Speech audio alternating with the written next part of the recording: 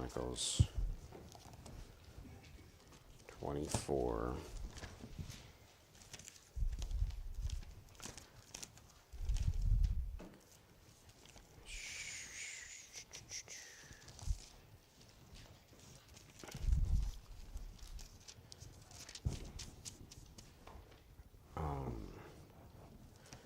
This is not part of the sermon. Should have said that before I started to open the Bible, but Pastor Heaton's 50th anniversary is coming up.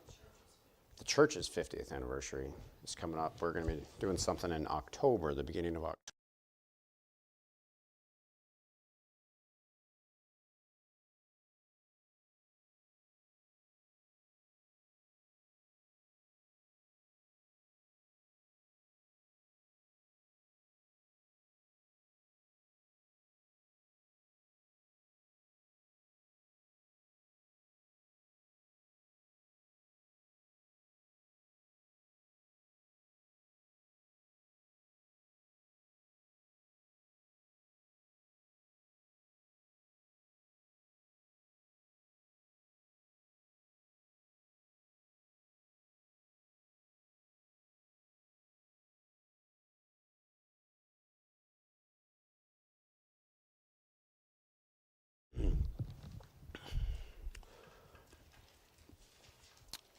Basically, the whole Sunday school class is here, so I'm not going to go over this whole story.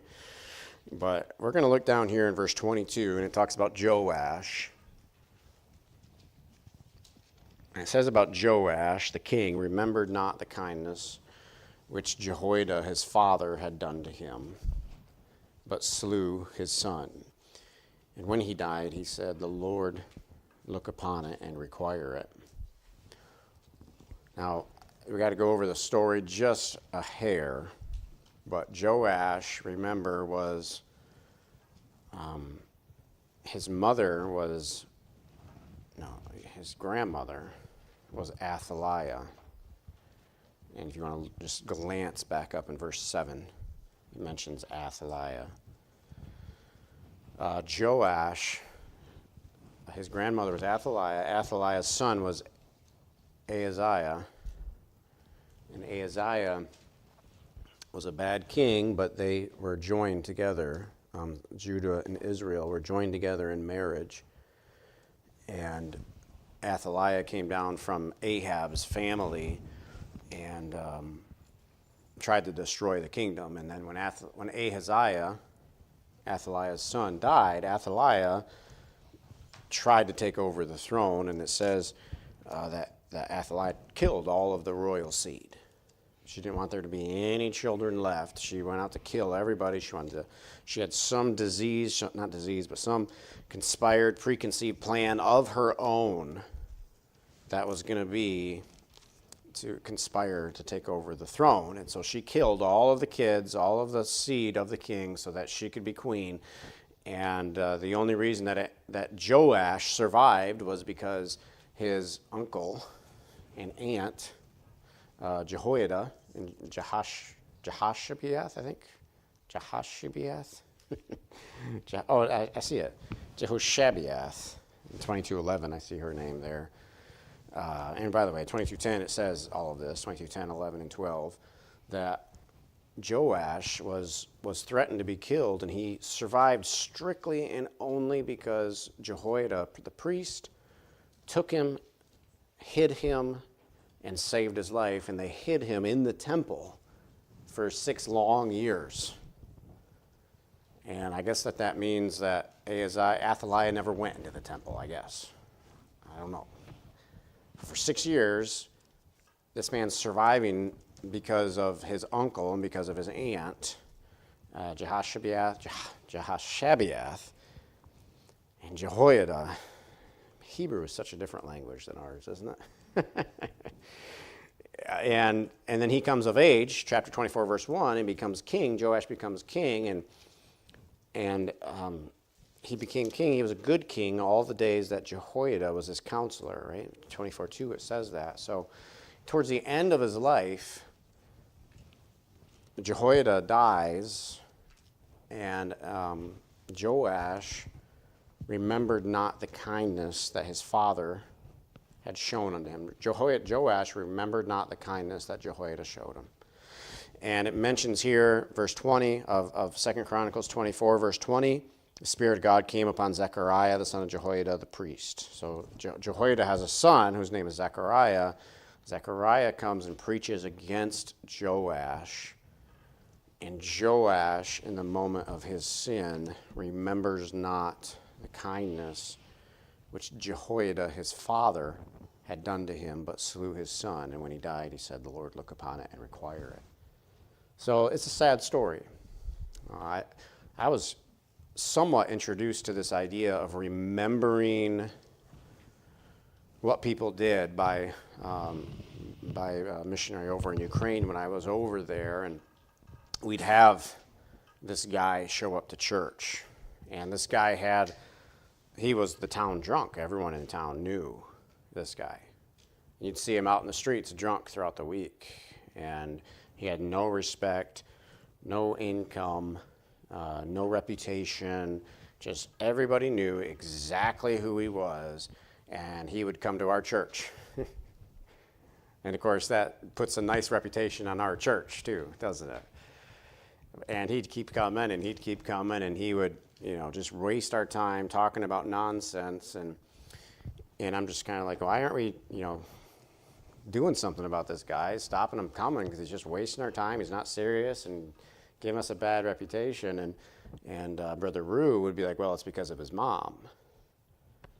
And I said, okay, well, what's the story with his mom? And he said, well, his mom was a teacher. And of course, under communist days, being a teacher was a very respected position. And she was a teacher, but she was also a Christian.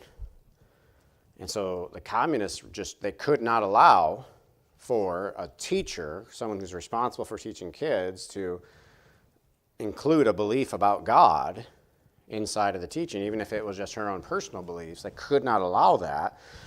And so they grabbed that lady and brought her before the council and kind of laid down the law for her and said, this is a contradiction. You're not allowed to be in the position that you have. You have a nice coat, don't you? You have a nice food, don't you? You live in a nice house, don't you?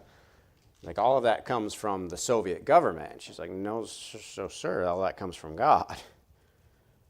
And they're like, this is a contradiction, and you are not allowed. It says something here has to change. And what they did is they threatened her with taking her children from her. She had 3 kids, and they gave her an ultimatum, which was they saw that they couldn't scare her, because there's always a progression of things over there. It was they scared them with something, then scared them with something else, threatened them with something else. And so with this particular lady, they threatened her and said, if you can believe in your God if you choose, but if you continue to believe in your God, because your children are not your children, they're the state's children, the state will take your children from you and put them in a better house to be raised. If you deny your belief in God, then you can keep your children. But if you continue in your belief, then your children are gone. You don't want to lose your children, do you? And this lady had the strength to stand her ground and refused to deny her belief in God. And so she paid the price. And the government took 2 out of her 3 children from her. And she never saw them again a day of her life. The 3rd child that they didn't take was the oldest son, and the government concluded that he was already, what he believes is what he believes, and there's no sense taking him away, so they left him. And that oldest son was this guy that came to our church as the town drunk. And so I was ready to cut this guy off and send him away. And Brother Rue was like, no, we have to remember his mom and the price she paid for her faith. And because of that, we're going to show this man some respect and honor because of what his mom did. So that's not something us Americans think much about. But I want you to look at this passage in 24:22, and I want you to realize that God puts a premium upon remembering. And Joash gets rebuked here in this passage because he did not remember. And God puts a premium on remembrance. He values remembering. Now, who in here thinks they have a good memory? Anybody want to say they think they got a good memory? I've shown you multiple times. I forget my notes. I've had Christian run off there, forget stuff this. If my brain wasn't attached, it would be gone.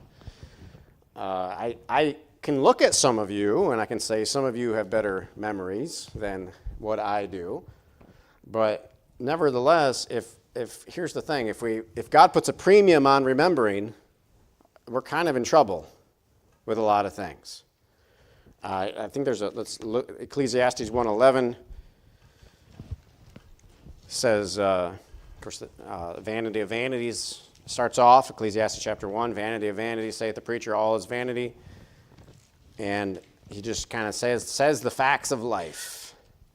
And he says this, he says, verse 9, he says, the thing that hath been, it is that which shall be, and that which is done is that which shall be done, and there is no new thing under the sun. Is there anything whereof it may be said, see, this is new?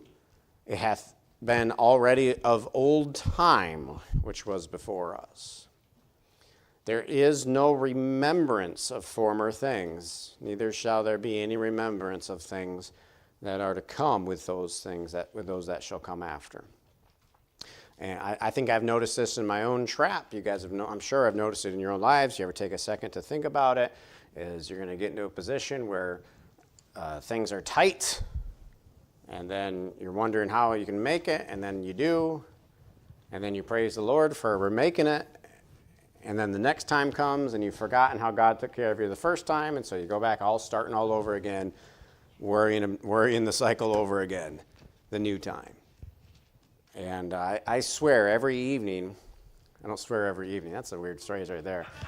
I promise, I wonder. Every evening my body wonders if I've ever ate anything that day. Fill my belly up where I think I'll never eat again. And that's a silly illustration, part of this, but I know these kids down here think that too. They devour, and then 2 hours later, I haven't had anything to eat, Mama. I haven't anything to eat, Daddy. There is no remembrance of things, of the former things. When we left Ukraine, I remember thinking, with what we just went through, there is nothing that's going to bother us in our lives. Well, that lasted for a little bit, but we've already forgotten. And I remember, but I don't stress remember. My body's not going through the same depth of despair that it went through. Right? You remember, but you don't remember. Anyone been through depression? Yeah, I have. Yeah, I have. I think I had an episode where it was 3 months long of depression. I think they'd call that clinical depression once it hits that mark. And then what? Well, you get in there because you're not remembering how good God has it. Then you get out of it wondering why you're even depressed in the first place. Our memories are we're just not that great. Some of us have better than others, but God values remembering. And Joash here, he is rebuked for the fact that he has forgotten something. I want to look at just a few verses here tonight, and then I ask a question: how do we remember? How do you go about remembering? Let's turn over to Deuteronomy chapter 4. We'll look at a few verses in Deuteronomy here about the value of remembering. Deuteronomy chapter 4.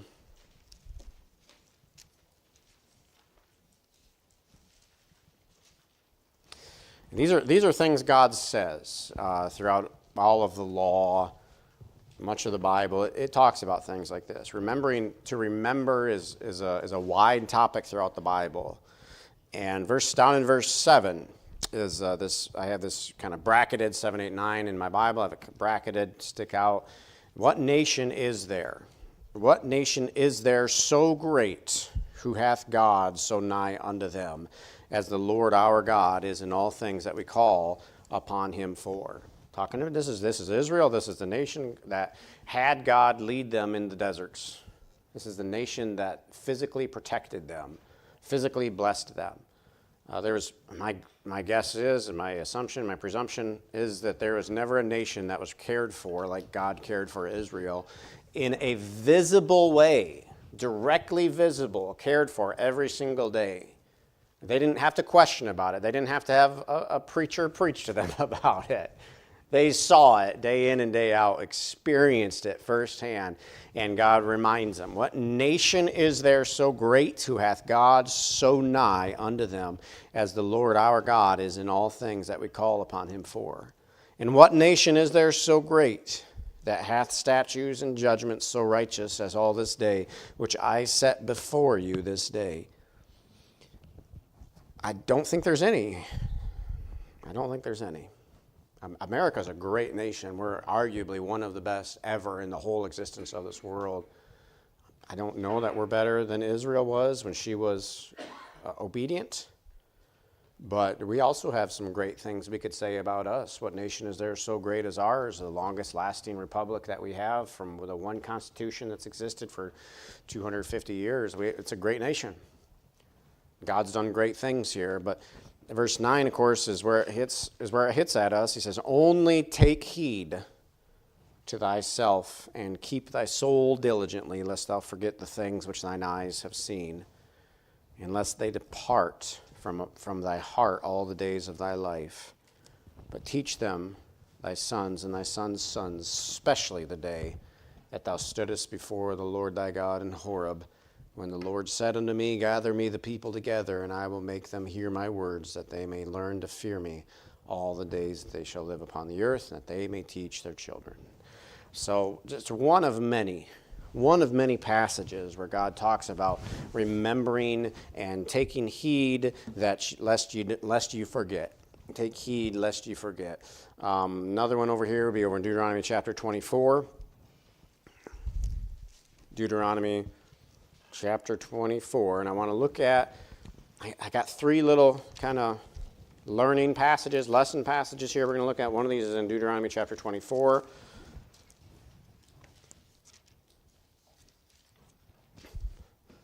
Deuteronomy chapter 24. I don't know if this is the one I want to start with. Well, that's the one I want to start with. Okay. Deuteronomy chapter 24, there's a couple of them in here. And if you look down here to verse 17 and 18, 17 says, thou shalt not pervert the judgment of the stranger, nor of the fatherless, nor take a widow's raiment to pledge. But thou shalt remember. Right? God puts a value on remembrance. I tried to find, but is remembering a good thing or a bad thing? Is this something that you're going to remember? You're going to remember death and destruction. You know, how is the word remember used in the Bible? And there's over 200 some odd references that it's used, and almost exclusively, almost all of them is always a good thing. It's always used in a good light. Almost always. Some of the cases, very few, are people remembering the wrong things. That's a danger right there, of course, to remember the leeks that were in Egypt. And was life good in Egypt for the Israelites? Because remember the time that they were going to try to overthrow Moses and make themselves a new captive? They had just sent the 12 spies into the land of Canaan. Those spies came back and said, hey, it's too much. Two of them were like, no, we can take it. God, we remember how good God is. And 10 of them are like, no, it's too much. And they tried to overthrow Moses, and they said, we remember the leeks and the garlics that we ate in Egypt. How many days was it from the time they came out of Egypt till where they stood right there? I mean, it wasn't about a year. That's a study in and of itself where I've tried to make notes of from a moment when when man saw the hand of God to the time that they forgot. How long was it? And it's different, but it's never really long enough. It's never really long enough, and guilty very much so in my own life. But remember, thou shalt remember that thou wast a bondman in Egypt. So they're going to be in this nation where they're going to be the king of the world, and they're going to have strangers amongst them, and God's telling them, when you have strangers come into your land, he says, you take care of them, and you help them, and don't ignore them, where you don't pervert judgment of the stranger, nor of the fatherless, nor take a widow's raiment to pledge. Don't forget them. Just because they're not yours, if they're in your country and they're trying to, some of them are going to try to live right, some of them won't. It says you hit the judgment on, straight on with them, just as you would your own. Right? Why? Because thou shalt remember that thou wast a bondman in Egypt, and the Lord thy God redeemed thee thence.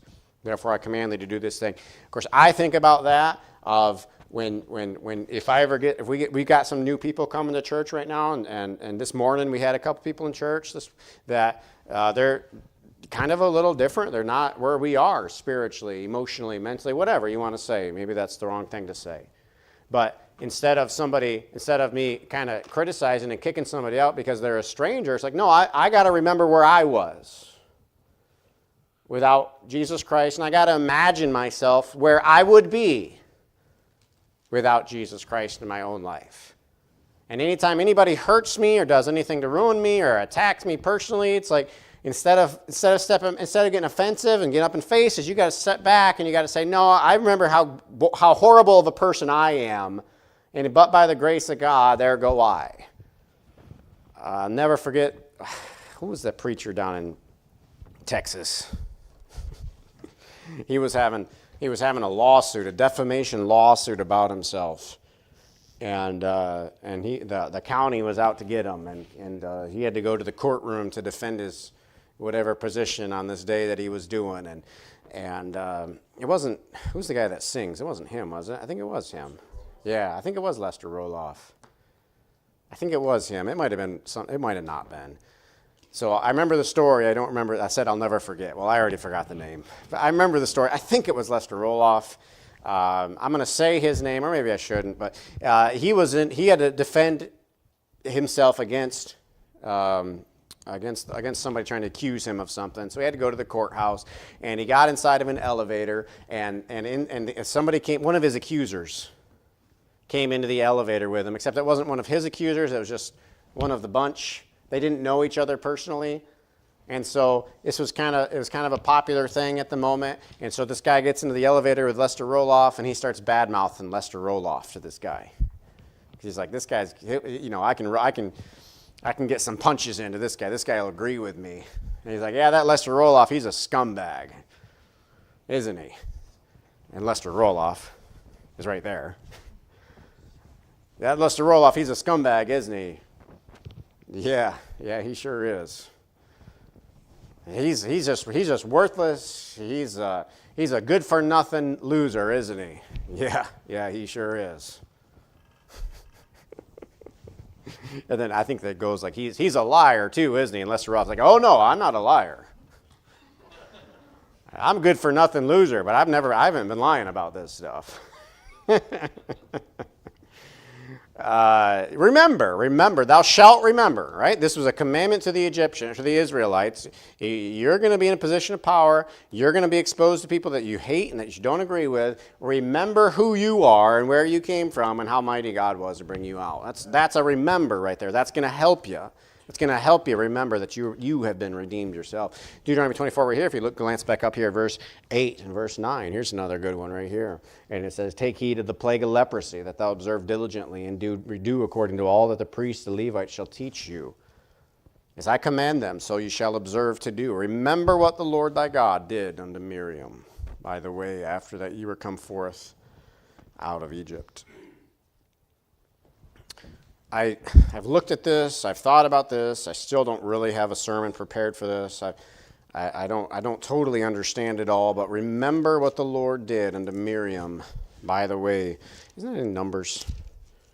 Is that earlier in Numbers? I think it's in Numbers.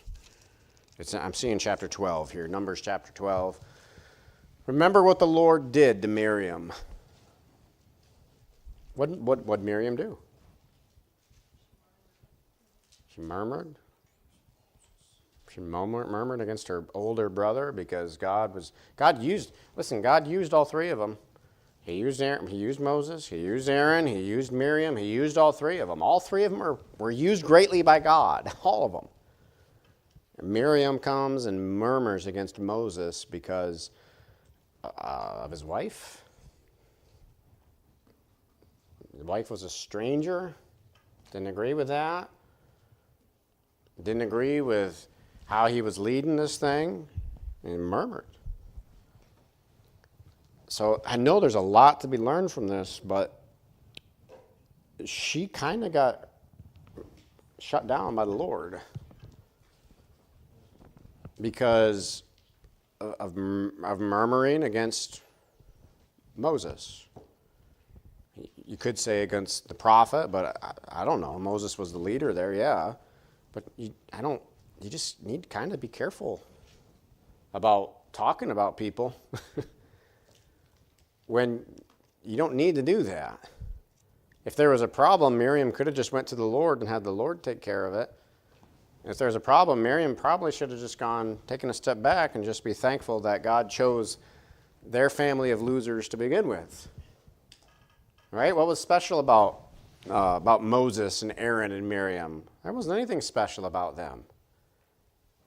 By pure circumstance, a.k.a. God, Moses got taken into the Pharaoh's palace.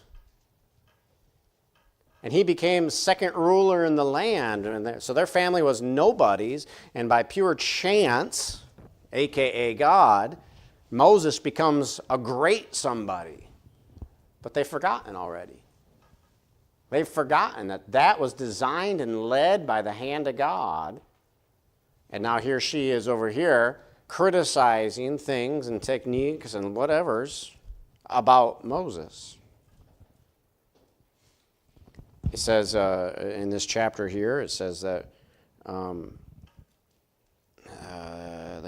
we have done foolishly wherein we have sinned. I thought it said something here. I might be making it up in my own head. But in Deuteronomy 24:9, where we were just at, like God uses this passage with Miriam as an example for the people, for them to remember that. Remember Miriam. Remember what happened to Miriam. Remember who Miriam was. Because, why? If you forget it, then you're bound to have the same consequence happen to you, fall in the same trap. Remembrances are put forth so that you don't have the same punishment happen to you as what has happened to the person before you. Remembrance. Something we are enjoying doing right now is, I shouldn't publicize this, but we enjoy watching some police pullovers when they're pulling somebody over and seeing the lesson, they're seeing the event unfold. And how some people try to lie. Some people try to fight back against the police.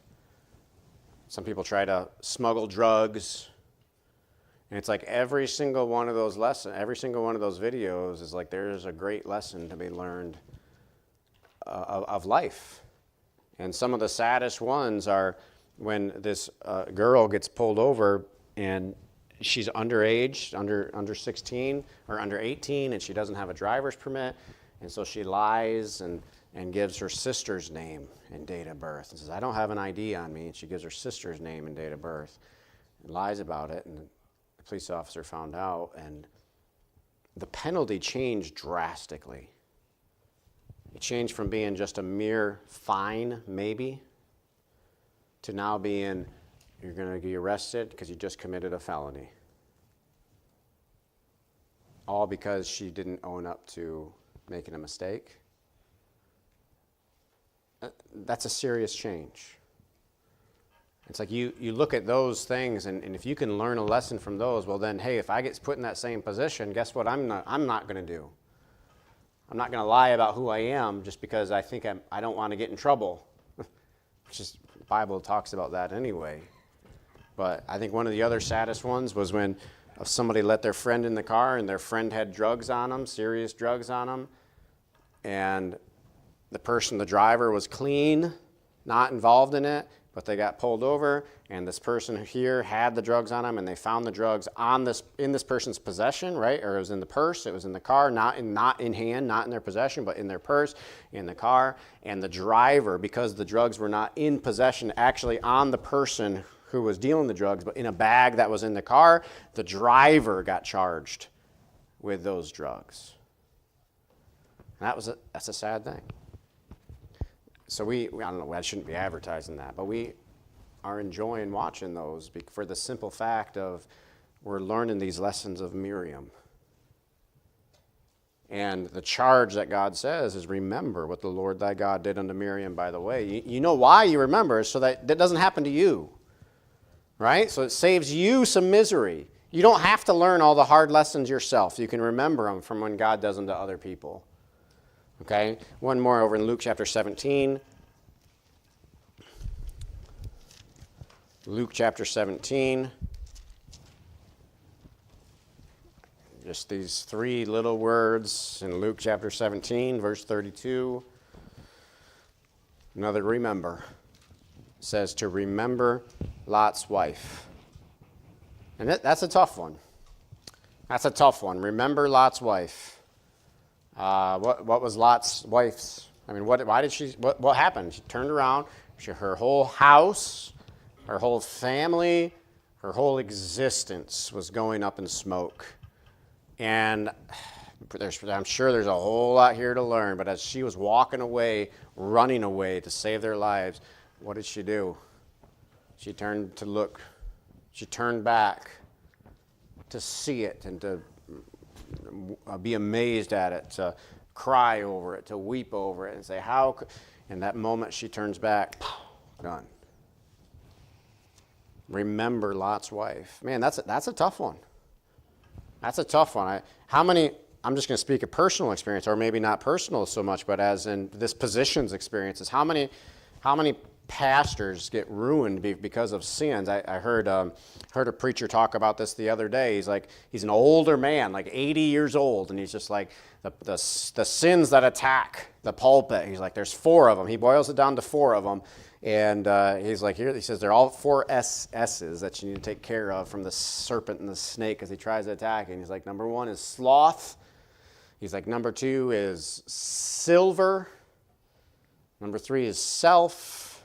And number 4 is sex. He says the pastor has to be aware of all 4 of those and remember them. And it's like, how many pastors get up in the pulpit and say, you know, they know not to make decisions based upon the silver for the money. Like every pastor gets up in the pulpit and knows that, and yet how many of them get tricked and get their hearts drawn away from enticement to make life decisions based upon silver? Remember Lot's wife. That's a tough one. Lot's wife wasn't any worse than you or I. If you had your house and your family and your whole existence going up in flames, you and I, all of us here, would be at least greatly tempted to make that same look that Lot's wife did. But remember. Like, these are the barriers sent to us from God. These are the warnings. These are the gates. We have that. We went out to that trip out west to California. We went out to Yosemite National Park, and after I went there, then I got the book talking about how dangerous it was. After we did the climbing and got on the heavy mountains and risked our lives, then I got the book talking about the hundreds of people that have died in that park. I wouldn't do it any other way. They'll do it like that.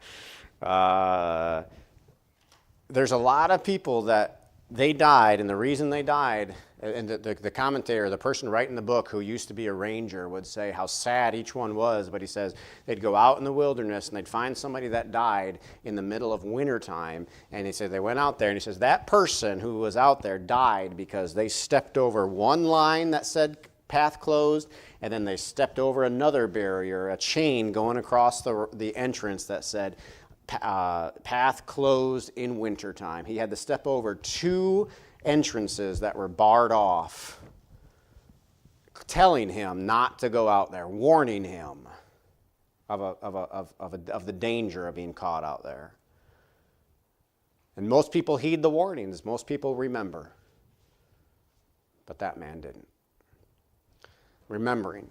I think I got one more thing to say here, and then we'll close out today, and that's Psalm 105. Psalm 105.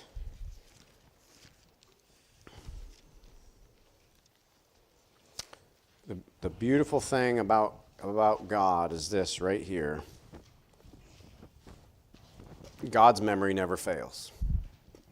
And that's a scary thing, yes, but it's also a great comfort. These Israelites who just sinned all the time, it says about God and his covenant with them down in Psalm 105, verse 8, he says, he hath remembered his covenant forever, the word which he commanded to 1,000 generations, which covenant he made with Abraham and his oath with Isaac and Jacob. He says he's remembered it. He gave it. He gave it to this man who left his family, who obeyed him, and came down from Ur and traveled and traveled and traveled and traveled and traveled. And that man who offered his son up on the mountain on top to Mount Moriah and offered his son up, was willing to kill his son, and God stopped him. And God remembered it. God remembered that heart that Abraham had, and he gave him a covenant. And he's like, he's got that covenant. He'll keep it. He'll keep it. You know what God's going to remember with you is he's going to remember your heart. He's going to remember your heart. You do some sacrifices for the Lord. You do some service for the Lord. You do something that costs you something because you love Jesus Christ. Well, you know what that is? That's a sweet smelling savor. It goes right up to God, and you're going to be sitting out there in eternity. God's going to remember it. God's going to look at you and say, see what this man, he'll remember it. God, thank you for the evening. Thank you for the stories, this book. God, help me to remember you in my daily walk, remember the joy that you have. Father, help me not to replace it, God, with noise, with static. Father, I meant to say a word about how this world is designed to fill us with noise that doesn't allow us to remember. We need some quiet time. We need to write some notes. We need to take some old journals that used to be written so we can go back to moments of time in our life when you've been good to us. So we can reread and rehash and remember the times of our life that you've taken care of us, God. But God, thank you, and help this idea to saturate into us so we can think about you and remember you. Remember how good you are to us. Remember your kindness so that we can treat others with respect and with a God's attitude. And Lord, I love you and thank you for Jesus Christ, and thank you for this day. In Jesus' name, I pray.